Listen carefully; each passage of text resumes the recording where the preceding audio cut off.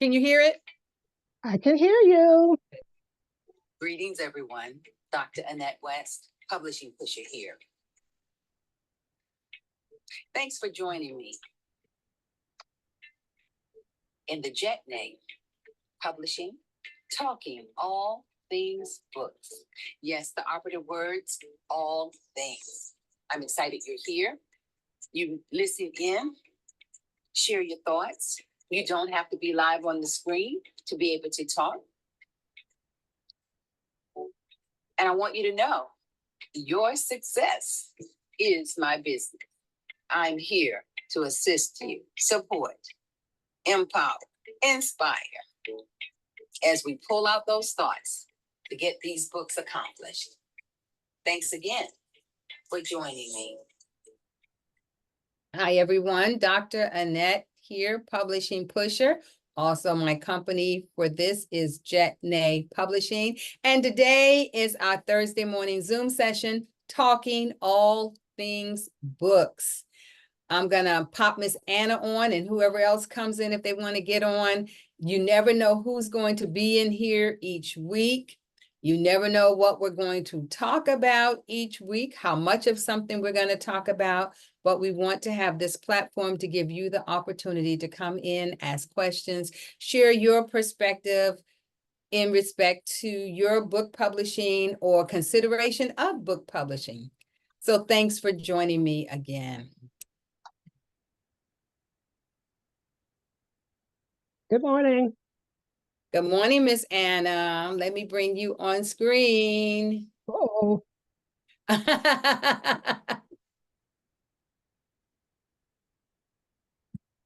All right, Miss Anna. What's going on in your world, Miss Anna? well, the main thing that's going on in my world in terms of publishing is working with a couple of gentlemen from Canada who are retired educators who have decided to write children's books based on issues that they experienced as they were teaching. And they don't know the technology. They know how to write. One's an art teacher, knows how to draw, but they were using Word to do the writing, and the artist was just photographing his artwork. But when it was time to put that into a template that would be acceptable by KDP, it's taken almost 2 weeks. Thankfully, the gentleman with whom I'm working, whom I've only met online, is patient, and we work through it step by step. But I don't know the steps he doesn't know until he uploads to KDP. He says, oh, I didn't do that yet. And so as we're working with editors, particularly first-time authors, writers who want to publish the first time, there is a process. And if we can make certain that they know that process before we let them go. Thankfully, the gentlemen are willing to spend the time to learn, but I had not been hired. I was just sharing what I knew with people I thought knew. It will continue to share because there was no contract with that, but I'm learning what it takes to prep someone to self-publish. There's no such thing as self. It's team.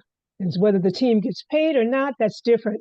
But the old technology just does not work as well with KDP now. You know, KDP is in its own group.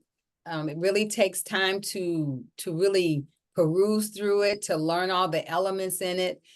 I think overall it's pretty easy if you can follow instructions. That's the thing.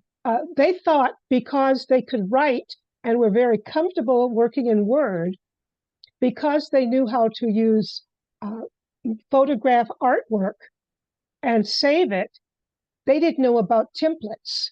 They didn't know about page numbers. They didn't know about gutters. And so they thought if you've got the writing, got the pictures, that's all you have to do to get the book.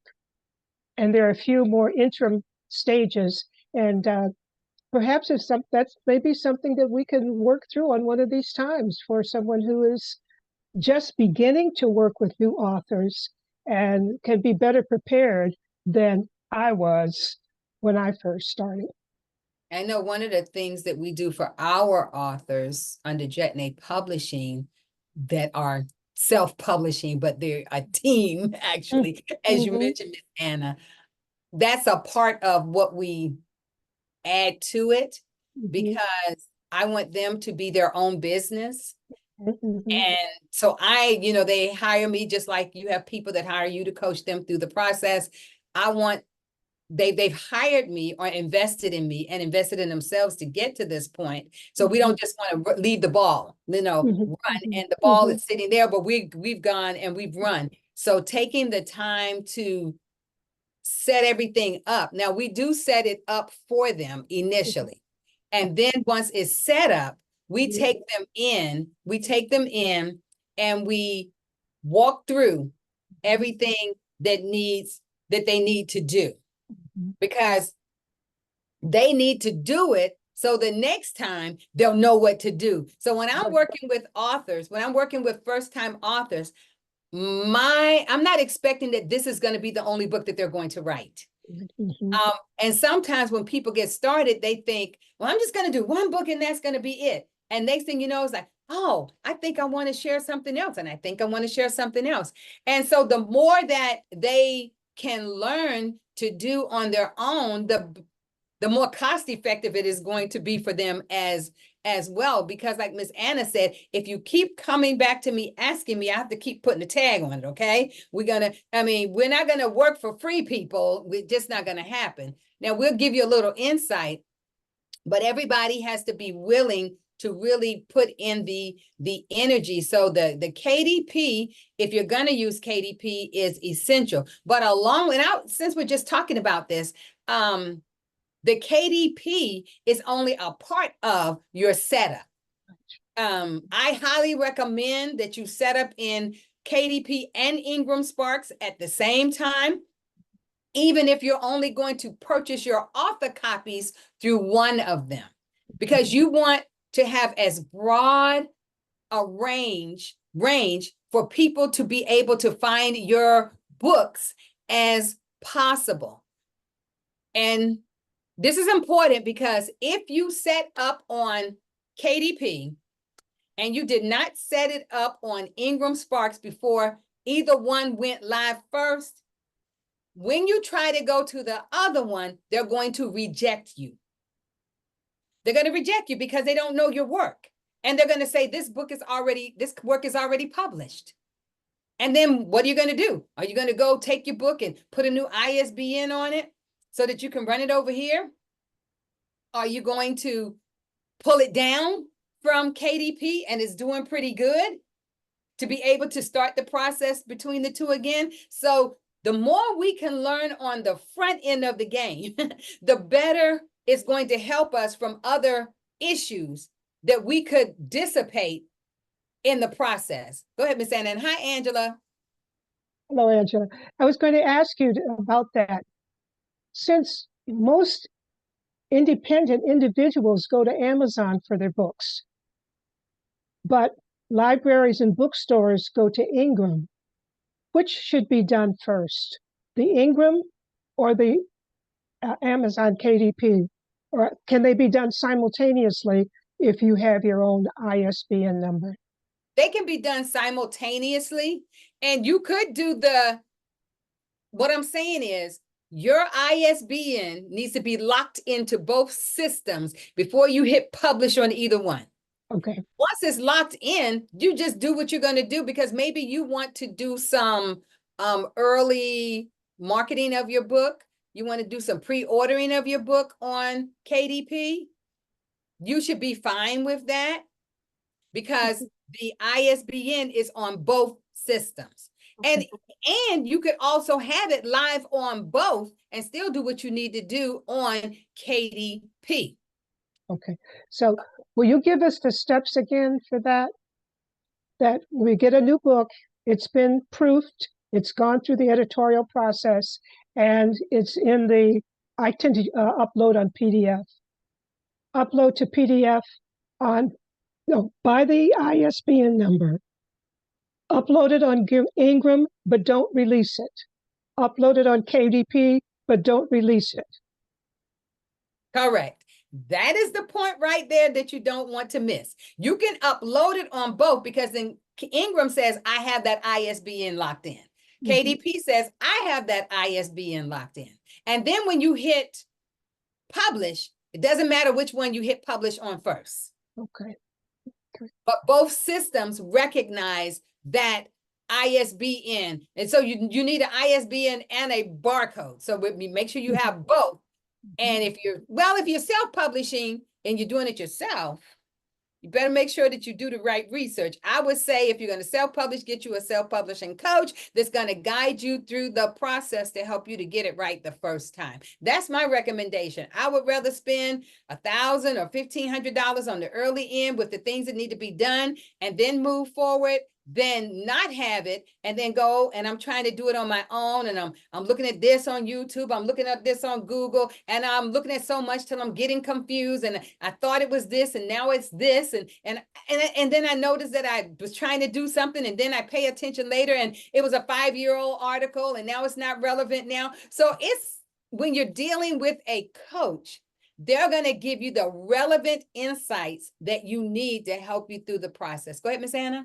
No, I said, I think this is what I'll share with these authors because their book has not been released, but they do plan to make it available to the school systems in their what do you call states, in their provinces, and also with Native American communities as well. Okay. Yeah, what happens is when you go on Ingram Sparks asks you, are you planning, they basically want to know, are you planning to purchase books from us, like your author copies, or is your goal to have the global expansion with us? It doesn't matter. They just ask the question. It actually benefits them more if you have the global expansion than you just purchasing author copies, to be honest, unless you're so massive in your sales that you're purchasing thousands of books. Thank you. That's helpful to know. Angela, how you doing?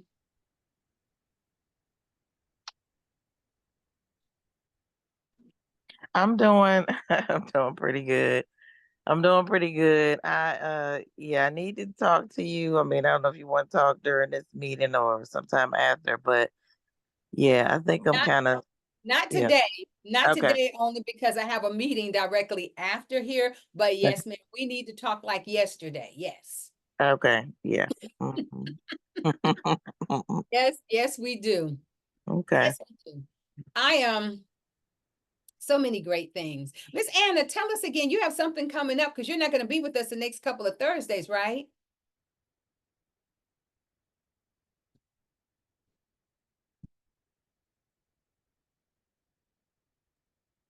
So that is correct. One of the things that has come about as a result of my coaching individuals who want to write, often they come to me first, they want to write a memoir or a children's story book or something. But this particular person happens to work for the Department of State. And she has been pleased with what we've been able to do together to get her book published, that she has recommended that I do online instruction for professional writers. And so I've been asked to present 9 lessons for, let's say, 3 groups of 30 employees for 3 weeks. And the first 2 are on Thursdays. I teach 3 classes a day on 2 Thursdays, and then the following Tuesday. And if they're satisfied with that, they will re-up until, I would say, the whole state department has this opportunity for professional enrichment. It's called Improving Your Professional Writing. And that's been a challenge because we're talking about publications. This particular department, reports often go to court. They are used in court cases. And so they have to be written a specific way for the audiences. And that's what we're working on. How do you prepare professional writing that may be used in multiple settings? And so I'm meeting with the managers tomorrow to get, like, do they now use the gender pronouns that some professional writing requires? Do they require people to indicate how people self-identify so that in their writing, it shows that? And so all of this kind of thing about who's your audience, what's your purpose, what's your message is being compounded as I prepare for these. And so my attending this session with you, Dr. West, is helping me prepare to teach what I already know how to teach. I know how to teach writing, but how to teach professional writing for a particular group of people who are writing documents, reports that may be used in court. It's exciting. I always get excited when I see how the doors that the Lord is opening for others. You must be excited for other people. Yes, for sure. Well, I'm still working with Melvise. We're still working on that mailing list. And that's something else that we're probably sharing with publishers. Once your book is published, how do you get it to the specific audience? And one of the things that Melvise and I picked up on our time here is that we have a common audience, but neither one of us has a extended mailing list. And so our goal is to create a mailing list that represents universities in all 50 states. And so we've split up the task. We're about halfway through, but she's got projects on her plate and I have projects on my plate. But when we've finished, we will have worked together on a mailing list that we both need. You know, it's wonderful to have other people to get some things accomplished. I told Miss Anna and Melvise from Written Word Publishing, yeah, y'all go ahead and do that. When you finish, just charge me my fee so I can get my list. They've done the work. But one of the things when, she's talking about this list, this is really something that we really should be thinking about before we even try to publish our book. Who is our target audience? How will I find my target audience? Where must I research about my target audience? If you can get that done in advance of getting your book complete, then when it's time for you to start doing pre-orders, guess what? You have people and groups that you have targeted that you could send that information to as well that may want to purchase your book. My S3 model says, if you don't show up, people don't know you exist. If you don't speak out, people don't know you have something to say. And if you don't share it, people don't know what's in your toolbox. So we have to show up, speak out, and share it. So therefore, we must ensure that we do our, as they say, due diligence, our research about our target market in advance of trying to publish our book. Miss Anna? One of the things that will occur as you do that advanced research, you'll go onto multiple websites and you'll see which ones are easiest for you to navigate. So when it's time to set up your own website, you'll have an idea of what components you'll want on your website for your purpose. And that's the thing that's taking us time because of the 10,000 universities, colleges in the United States. Very few of them have the same interactions on the website. You may go onto one website, all the information is on a ribbon across the top. Another one may call themselves directory. Another may call themselves faculty. Some of them don't have the emails on there. And so you have to go behind the scenes, do a search. And so sometimes for each university, it may be 15 to 20 minutes to just get 5 names. So if you can do as Dr. West suggests, start developing that list as soon as you have an idea that you want to sell to more than your cousins. Get that email list together, people. Back in the 1999 to early 2000s, email was king. And then we started getting all of these social platforms and connecting to them. And then people were like, well, now you need to do this, and email isn't that important. Think about all the email people, the connections that we may have lost through the last 10 and 15 years because we made the shift and didn't hold on to what we had. Makes a big difference in the long run. So as you are connecting with people, get their emails, save those emails, start your email list so that you can start talking about your book before it's published. I don't want to get your pre-order, and I didn't even know you were working on a book. So start branding yourself and marketing yourself before you ever get ready to send out your pre-orders. Why? Because once you start telling me that you're working on a project, I'm going to start asking you. I'm going to start looking for it. I'm going to start expecting it. And then the more you talk about it, the more likely I would be to actually jump on it and purchase it. This is important for us to know because most people do not purchase your book the first time you talk about it.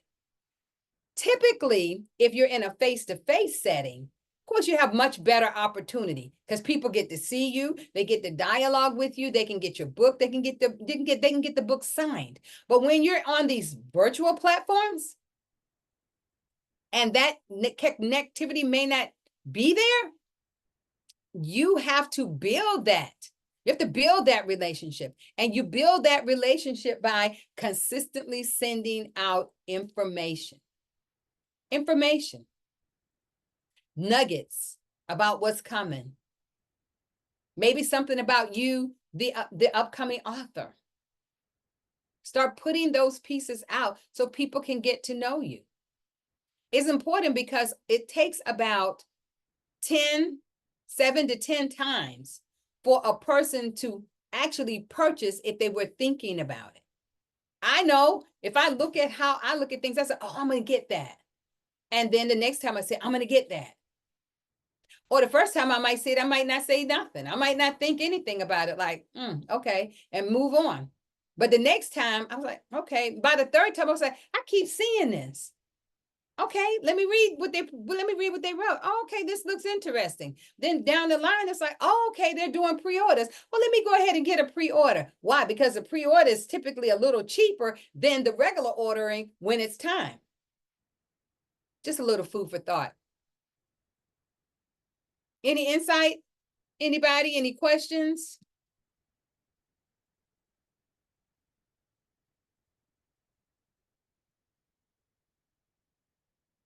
I want to let everyone know or remind you that you can go to Dr. Annette Publishing on YouTube and join my YouTube channel. These sessions,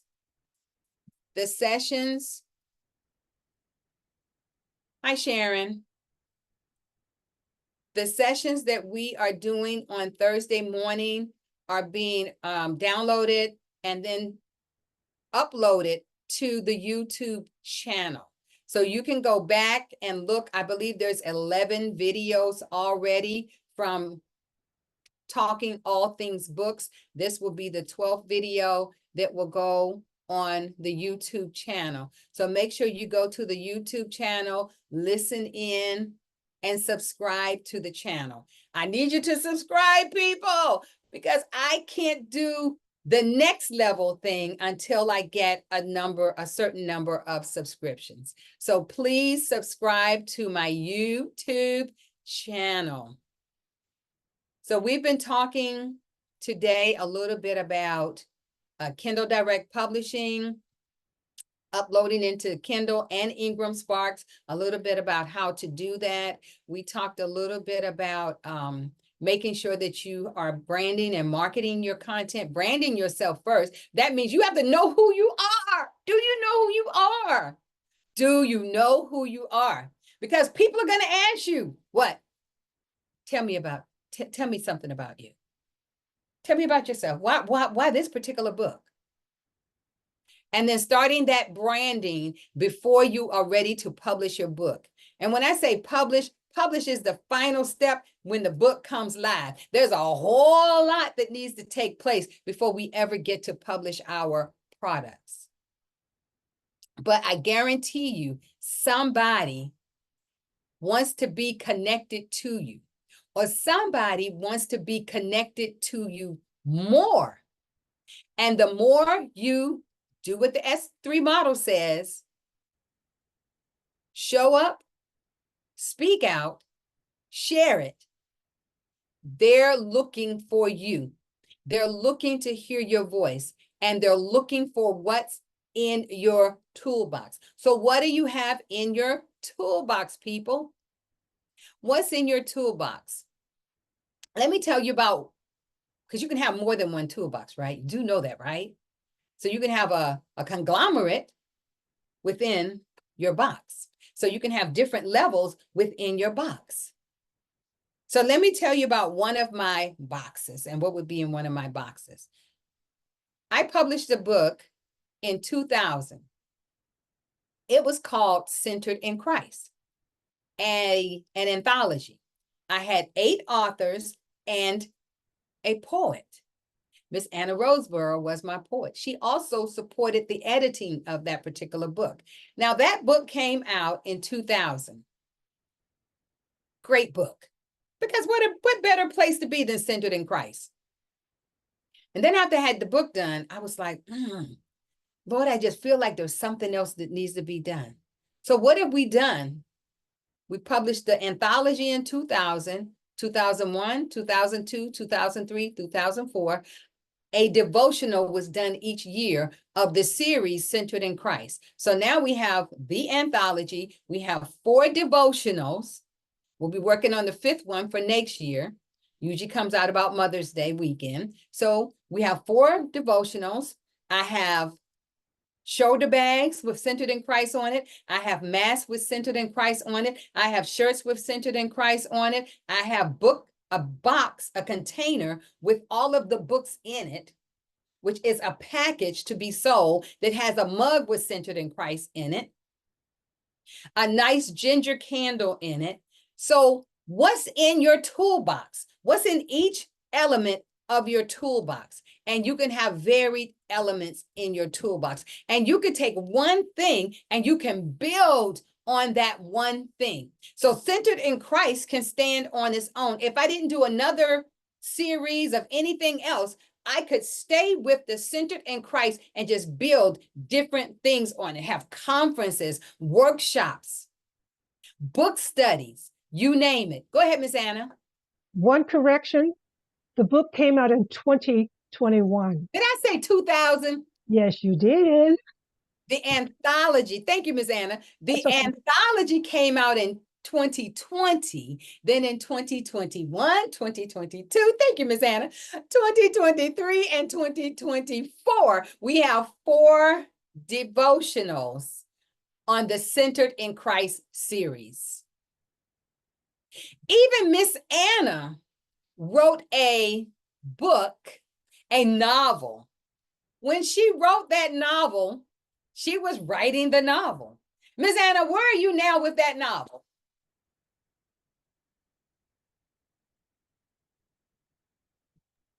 We're working on a movie script. I contact one of my former students whose husband is a script writer, and she's also a classroom teacher, who's on vacation this summer. And I said, something nice for you to do this summer is work with me on doing a movie script.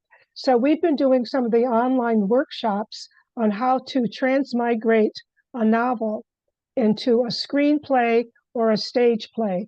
And that is a considerably different kind of writing. And I thought you were saying I was writing a novel. One of the ways that I like to thank those who've assisted me in one way or another is to utilize their work or acknowledge them in another work. And so in the last version of the Robertson family story, the main character receives a copy of Centered in Christ. And she is reading it as she is working through some of the issues in her life. And because I'm writing fiction, it can happen. But the author's name of this book is Dr. West. So this is one way she includes me in her books. I can include her work in mine. And because I'm quoting from that, I have to give that information on the copyright page. And so these are ways that we can support each other's writing in ways that are correct, realistic, and work. And Miss Anna, how many books are now in your series? Right now, there are 3. The first one is 2, 1, now 3, where a married couple find out something about the husband that challenges their marriage. The next one is 3, 2, 1, time to run, where the couple is trying to decide whether they want to stay married or want to run away from the situation. And then the third one is 3, 2, 1, 1, 2, 3, time for me. And each of the characters has come to an understanding of their relationship with God and how they must relate to one another, whether they stay or whether they go. And that has been an interesting topic to explore. But most importantly, it's been an interesting opportunity to invite others to share their stories in a way that I could weave into a work of fiction. So thank you for asking. And for those of you who are interested, you know where to get me. We try not to use this particular platform as a promotion for our own work. But since Dr. West asked me, check me out. My books are available primarily on Amazon. Some are on Ingram. It's a very good and interesting read, but it's real life. It's really, it is real life. Great, good novels. Thank you, Miss Anna. Sharon, hi, you have any questions for us? Any comments?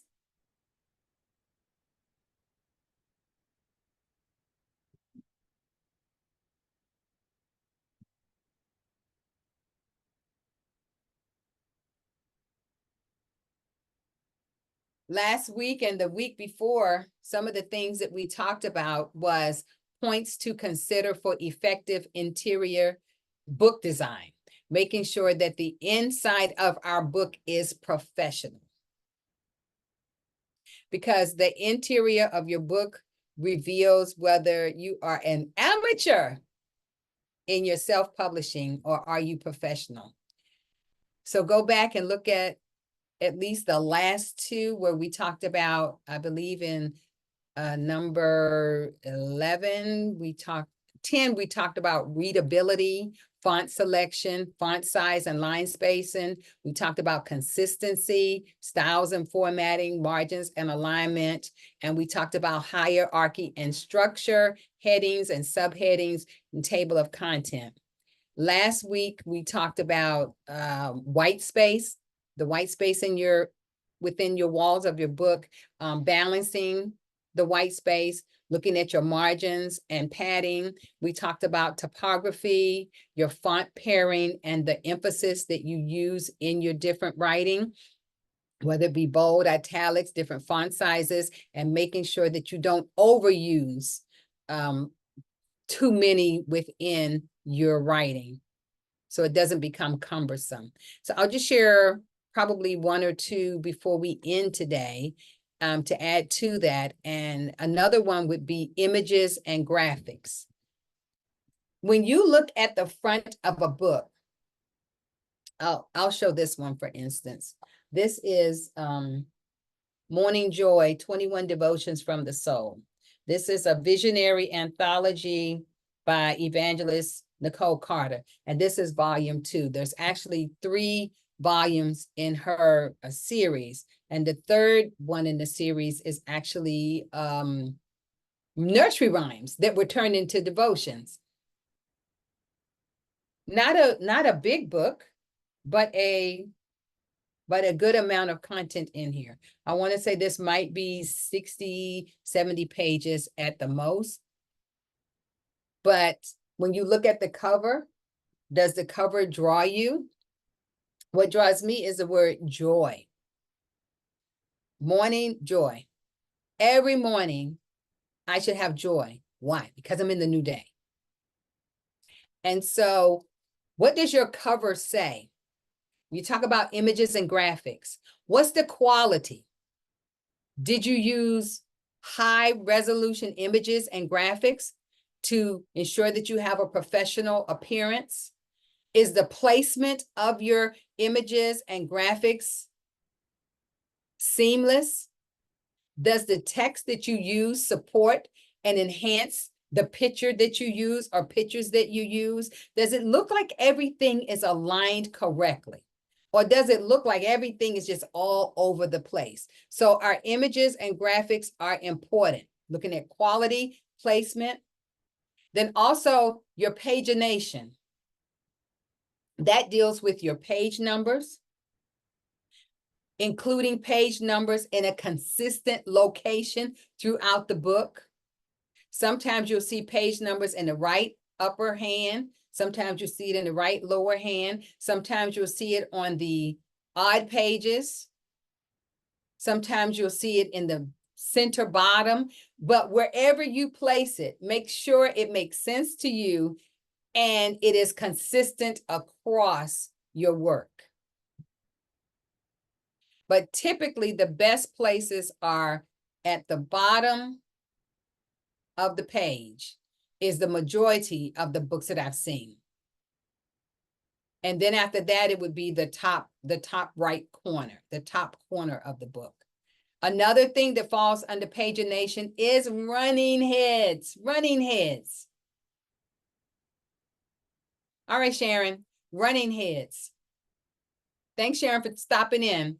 Using running heads or footers with chapter titles or author names to help orient the reader. You want the reader to be able to see clearly where you are taking them in the book.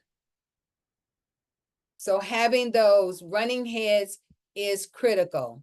Miss Anna, did you want to share anything about graphics or pagination? Probably the key to graphics is what is appropriate for the audience that you have the book and what you can afford. Some of you probably know that there are programs that you can purchase.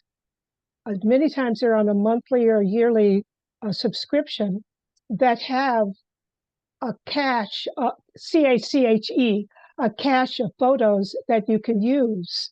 But you must give credit on your copyright page, images from Canva, images from Shutterstock, images from Microsoft Office has 2 levels now. Some that are right in the program, some you can get off their website. So they keep up to date. And for those of you who are looking for books that have a lot of graphics, particularly if you're doing a children's book, there is a company called Fiverr, Fiverr, which is an international company that makes available to authors, artists from around the world. The upside to it is because of the difference in the cost in the United States and in, let's say, many of the Asian countries, the cost per page is a little less. The challenging issue is communication. Most of the artists there say, yes, I understand English, but they may not understand the culture. And you may say, I'd like a picture of a family at breakfast. Breakfast in different countries is composed of different foods. Different family members sit in different places. And so decide how much you want to spend. You're going to spend money, either on the subscription that you have for yourself, on the artist that you hire, or the layout person that you do. But there are many options available, and many authors find that adding interior graphics enhances the experience of their readers. So consider whether you're going to use public domain artwork, original artwork, Some people have artists in their families, but that's their skill. Be prepared to pay them. So graphics are good, but that's another expense. That's another set of decisions that help make your process of writing run more smoothly if you consider those issues. That's good. I think, Ms. Anna, you just had me think about something.